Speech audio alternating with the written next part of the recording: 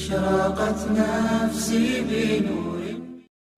السلام علیکم ورحمۃ اللہ وبرکاتہ۔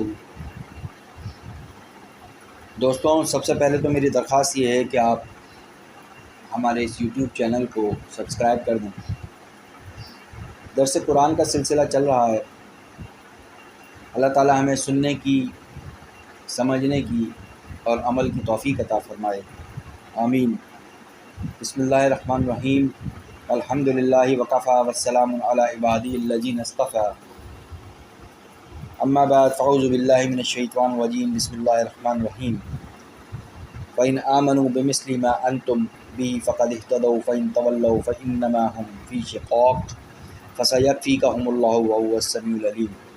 صبغة الله ومن أحسن من الله صبغة ونحن له عابدون۔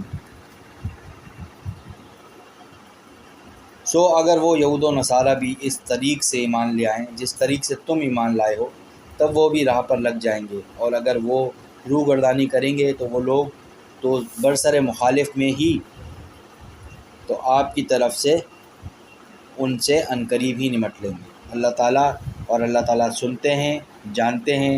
ہم اس حالت میں رہیں گے جس میں اللہ تعالیٰ نے رنگ دیا، اور کون ہے جسے رنگ دینے کی حالت اللہ تعالیٰ سے خوب تر ہو، اور ہم اس کی غلامی اختیار کیے ہوئے۔ توفیق الہی سے سورہ بقرہ کی آیت 137 اور 138 تلاوت کی۔ ان آیات میں اللہ تعالیٰ نے ایمان کے بارے میں اور ضدیوں کے بارے میں بتایا ہے کہ اللہ تعالیٰ ضدیوں سے کس طریقے سے نمٹیں گے، اور عیسائیوں کی رسم کی تردید اور اس کی حقیقت کا بیان کیا ہے۔ تو ارشاد ہے فَإِنْ آمَنُوا بِمِثْلِ مَا أَنْتُمْ بِهِ فَقَدِ اهْتَدَوْا، یعنی آیت میں بِمِثْلِ مَا أَنْتُمْ یعنی جس طرح تم ایمان لانے کے مخاطب رسول کریم علیہ الصلاۃ والتسلیم اور صحابہ کرام رضوان اللہ تعالی علیہم اجمعین ہیں، یعنی حضرات صحابہ کرام کے ایمان کو ایک مثالی نمونہ قرار دے کر بتایا گیا کہ اللہ تعالیٰ کے نزدیک مقبول اور معتبر صرف اس طرح کا ایمان ہے جو رسول اللہ صلی اللہ علیہ وسلم کے صحابہ کرام نے اختیار فرمایا۔ اس تصریح سے واضح ہو گیا کہ جو ایمان اور اعتقاد اللہ تعالیٰ کی ذات و صفات، فرشتے، انبیاء، آسمانی کتب، یوم قیامت، آخرت، جنت، جہنم وغیرہ کے متعلق رسول اللہ صلی اللہ علیہ وسلم نے تعلیم فرمایا اور آپ کے صحابہ کرام نے اختیار فرمایا، بس وہی ایمان اور اعتقاد اللہ کے نزدیک مقبول ہے۔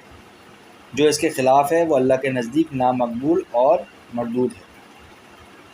اس تصریح سے ان تمام باطل فرقوں کا دعوی ایمان کا رد ہو گیا جو ایمان سے بے بہرہ ہونے کے باوجود دعوی ایمان کرتے تھے۔ مشرکین عرب میں سے تو بعض نے فرشتوں کے وجود ہی کا انکار کر دیا، اور بعض نے ان کو خدا کی بیٹیاں قرار دے دیا۔ ان دونوں گروہوں کی بھی تردید بمثل ما انتم سے ہو گئی۔ اب آگے ارشاد ہے جس میں اللہ تعالیٰ ضدیوں کے بارے میں بتاتے ہیں کہ وَإِن تَوَلَّوْا فَإِنَّمَا فِي شِقَاقٍ فَسَيَكْفِيكَهُمُ اللَّهُ وَهُوَ السَّمِيعُ الْعَلِيمُ۔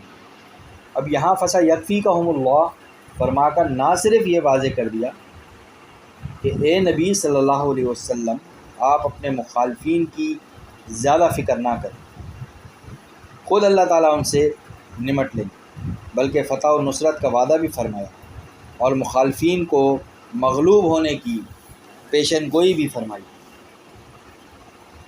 چنانچہ اللہ کے فضل سے تھوڑی ہی مدت کے بعد یہ وعدہ پورا کر دیا اور یہود و نصارہ اور کفار عرب کو مغلوب کر دیا گیا۔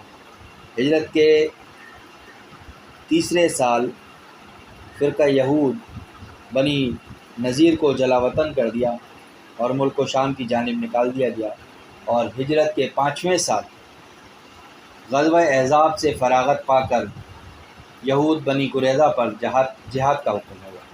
اور اس قبیلے کے تمام یہود سوائے عورتوں اور بچوں کے مارے گئے اور ان کا مال ضبط کیا گیا۔ پھر بجز ان کے عیسائی بھی متی ہو گئے۔ تو جہاں تک اس وعدے کا تعلق حضرت صلی اللہ علیہ وسلم کی ذات گرامی سے تھا، تو آپ کے زمانہ حیات ہی میں پورا ہوگا۔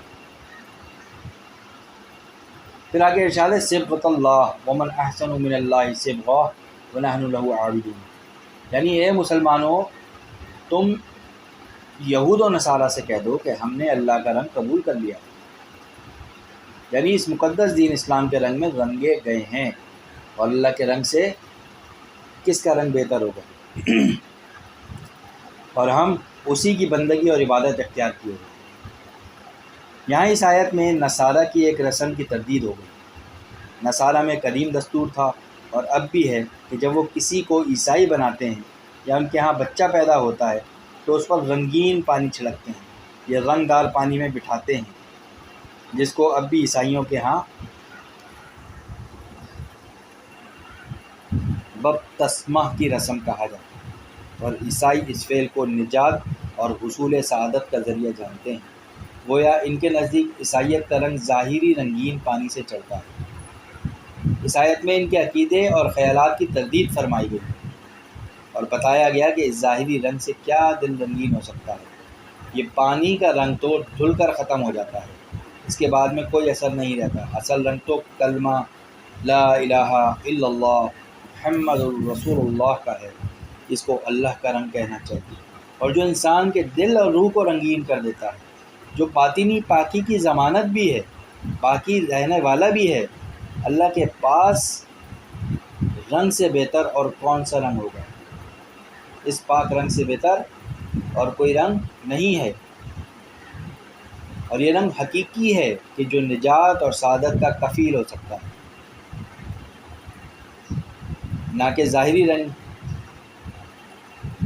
پانی میں غوطہ دینے سے نجات ہو سکتی ہے، کیونکہ جب ہم کسی رنگ کو پانی میں گھولتے ہیں تو وہ اپنا رنگ دے کے اس کے بعد ڈیزالو ہونے کے بعد وہ اپنا رنگ ختم کر دیتا ہے۔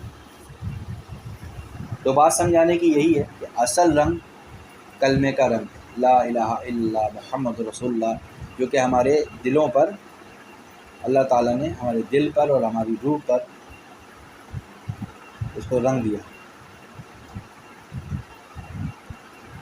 آخر میں ارشاد ہے کہ وَنَحْنُ لَهُ عَابِدُونَ، یہ فرما کر کہ ہم اس کی بندگی اور غلامی اختیار کیے ہوئے ہیں۔ مسلمان کی ایک صفت یہ ظاہر فرمائی گئی کہ وہ ہر حال میں اللہ تعالیٰ ہی کی عبادت کرنے والا ہوتا ہے، اور عبادت کا مفہوم یہی ہے کہ اللہ کے حکم کی تابعداری کا نام عبادت ہے، خواہ وہ عبادت نماز، روزہ ہو، حج ہو، زکوٰۃ ہو، یا حقوق العباد ہوں، یا معاملات ہوں، یا تعلقات ہوں، یا تجارت، حرف و صنعت ہو، یا حکومت اور سلطنت ہو۔ تو دعا کرتے ہیں کہ یا اللہ، دین و ایمان کے معاملے میں صحابہ کرام رضوان اللہ تعالیٰ علیہ اجمعین نے جو ایمان اور اعتقاد اپنائے وہ دنیا میں پھیلائے، ہم کو اور تمام امت مسلمہ کو اس پر جمنا نصیب فرما، اور دین اسلام کے حقیقی رنگ میں ہم کو ایسا رنگ دے کہ پھر ساری عمر یہ رنگ نہ چھوٹے، اور اس دور فتن میں امت مسلمہ میں جو افراد و تفرید کی گمراہی گھس رہی ہے، اسے ہماری تمام امت اسلامیہ کی حفاظت فرما، اور ہدایت حق اور صراط مستقیم پر ہم کو استقامت نصیب